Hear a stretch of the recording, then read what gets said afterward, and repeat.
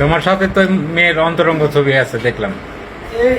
আমি বলছি আমার যে ম্যানেজার আছে আমি বলছি ভাই ডিএনএ করো, পুলিশের কাছে যাই কয় না। রিপন মিয়াকে কি তাহলে ফাঁসানো হয়েছে? ডিএনএ পরীক্ষার দাবি রিপন মিয়ার। রিপন মিয়াকে ঘিরে চলমান অভিযোগের মধ্যে সামনে এসেছে তার নিজের একটি গুরুত্বপূর্ণ দাবি।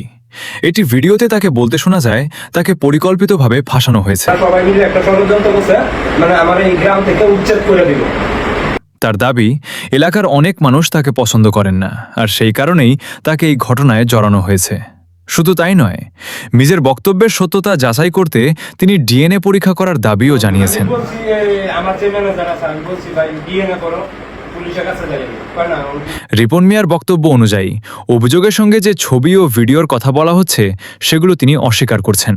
তিনি প্রশ্ন তুলেছেন, কোথায় সেই ছবি আর কোনো ভিডিওর কথা বলা হচ্ছে?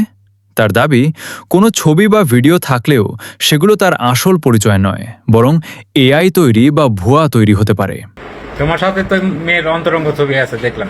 ছবি নাই, কোনো ভিডিও নাই, কোনো কিছু নাই। আমি কই পাইছি? পাইছি তো আমরা। এটা কি এআই দিয়ে বানানো? হ্যাঁ, এই যাবে।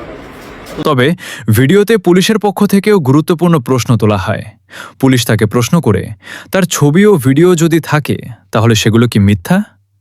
জবাবে রিপন মিয়া আবারও অভিযোগ অস্বীকার করে বলেন, বিষয়টি যাচাই করার সবচেয়ে ভালো উপায় হতে পারে ডিএনএ পরীক্ষা।